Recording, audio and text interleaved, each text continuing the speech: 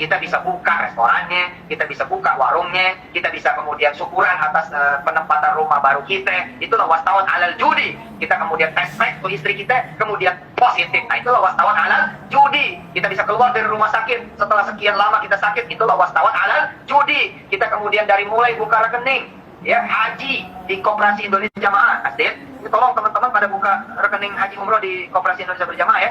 Yang koordinasi mau unang tuh. Ya, koordinasi mau unang. Nah, wastawan alal judinya apa? Ya, kita nyampe Mekah, bos. Amin. Kita nyampe Madinah, bos. Amin. Wastawan alal judi buat pencinta traveling apa? Nyampe ke Turki, nyampe ke Dubai, nyampe kemudian ke Malaysia, Singapura, nyampe ke... Saudara, baru saja kami selesai ratas dipimpin Bapak Presiden langsung, ya, pesertanya banyak tadi. Ada Menteri Kooperasi, BGN, Menteri Desa, Menteri Pertanian, BUMN, ada juga Himbara, Kapolri, Menhan, banyak sekali pesertanya. Satu yang diputuskan yaitu dibentuknya Koperasi Desa Merah Putih. Jadi disingkat Kopdes Merah Putih. Tadi diperkirakan akan menelan anggaran sampai 3 sampai 5 miliar rupiah gitu. Kan kita ada dana desa 1 miliar per tahun. Kalau 5 tahun kan 1 miliar, berarti 5 tahun 5 miliar. Assalamualaikum warahmatullahi wabarakatuh. Para pemirsa, pemerintah Presiden Prabowo ini nampaknya serius ingin mewujudkan Indonesia emas nanti di tahun 2045. Untuk itu, pemerintah akan membangun di setiap desa itu setidaknya ada koperasi merah putih yang jumlahnya diperkirakan bisa mencapai 80.000 koperasi desa yang disebut dengan koperasi merah putih. Menurut penjelasan pemerintah, seperti disuarakan oleh Menteri Zulkifli Hasan, setiap koperasi akan dikasih dana awal sejumlah 5 miliar rupiah. Jadi dana yang akan disiapkan itu sekitar 400 triliun rupiah. Dana itu berasal dari APBN, APBD, dana dari badan usaha milik negara, begitu juga nanti badan usaha milik desa. Tujuan koperasi ini yaitu menciptakan lapangan kerja di tingkat desa.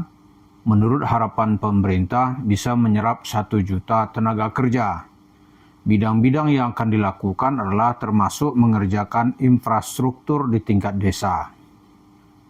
Wah, ini luar biasa ini.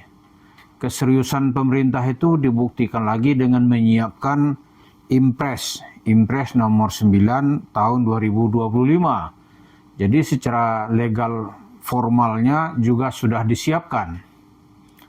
Lalu apa ini kita membahas koperasi Desa Merah Putih ini? Rupanya cerita koperasi ini menarik sekali bagi Yusuf Mansur.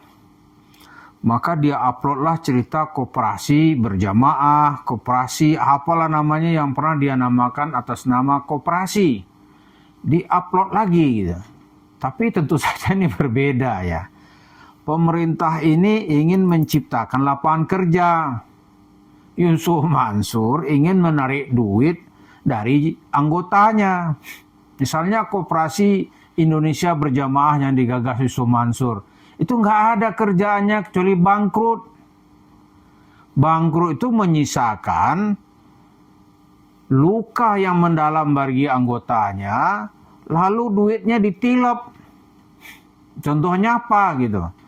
Kan Yusuf Mansur lah namanya ya. Yusuf Mansur tuh nggak jauh dari cerita duit gitu. Kalau cerita ibadah nggak menarik buat dia. Atau cerita membangun Indonesia nggak menarik. Yang menarik buat dia tuh bagaimana menarik duit anggotanya ini sehingga dia menjadi kaya raya. Bukan dianya, dia saja gitu. Anaknya pun diajarin seperti itu, bagaimana meraup duit masyarakat, dia kaya lalu pergi gitu. Nah, misalnya cerita Yusuf Mansur yang membuat Koperasi Indonesia Berjamaah kan lu terkait dengan pay trend itu. Apalah cerita paket surga berjamaah lah gitu. Di koperasi, ya di koperasi juga nih Indonesia Berjamaah itu kan dia lu mau melaksanakan umrah. Ditariklah cerita ya Hanu lah, umrah bayar 3,5 juta, 6,5 juta untuk pay trend, jadi orang bayar 10 juta. Yang terdeteksi gitu, itu ada sekitar, ya yang terdeteksi itu ada yang sudah bisa nama-namanya dikonfirmasi nih, ada 7.426 orang. Yang tidak terdeteksi ya banyak. Kalau kita ambil 10.000 orang saja gitu, dikali 10 juta, itu 100 miliar. Ya kan? 100 miliar. Dia sikat itu duit masyarakat gitu. Apa penyelesaiannya? Ya gak ada. Nah sekarang pemerintah mau membuat koperasi, ya seriuslah pemerintah ya, karena dananya disiapkan. Mansur mendengar dana ini, waduh, itu naluri dia untuk mencium bau duit itu luar biasa gitu. Instingnya tajam. Mulai pelala dia upload cerita dia membuat koperasi. Cuma koperasi dia ini alat untuk menyerap atau alat untuk menindas masyarakat atau menindas rakyat. Biar bahasanya agak berbau agama, menindas umat gitu. Ya bahasanya umroh ya kan. Bahasa nanti pay trend itu udah mati semua, apalagi. Tidak ada bisa bangkit dari dia gitu. Cuma nggak tahu, mungkin dia mau nawarkan ke pemerintah, kami juga punya koperasi. Apa dia cari nanti sasaran jangka pendek gitu. Uang 5 miliar. Tentu saja ini nggak bisa begitu saja, karena syarat-syarat pendirian koperasi yang digagas oleh pemerintah ini harus berkonotasi kepada pembukaan lapangan kerja. Ya, karena itu pemerintah menyiapkan, ya koperasi ini harus bisa menyerap 1 juta lapangan kerja atau 1 juta karyawan yang siap bekerja gitu. Jadi kalau di tingkat provinsi atau tingkat pusat nanti banjir PHK terjadi karena outsourcing mau dicabut gitu, PHK banyak, perusahaan-perusahaan banyak mau pindah gitu kan, atau mau tutup, pemerintah menyediakan di second line dari persoalan masyarakat ini, yaitu membangun koperasi di tingkat desa. Nah Yusuf Mansur dia niatnya dana 5 miliar ini kali ya. Buktinya apa? Ini koperasi ini kan tidak bisa dipisahkan dari program pemerintah secara umum, apa yang dikenal juga dengan program makan bergizi gratis. Ya toh? Ya. Makan bergizi gratis. Ini kan supaya di tingkat desa itu tidak ada lagi orang-orang kekurangan gizi. Lalu dalam filosofi yang cukup dalam ini, itu kan meniru bagaimana Deng Xiaoping di Cina keluar dari gurita kemiskinan gitu. Bagaimana mengeluarkan Cina dari gurita kemiskinan, sehingga Cina itu sekarang bisa menjadi kekuatan ekonomi yang sangat besar. So Amerika sekarang ini sudah nggak takut, ya kan?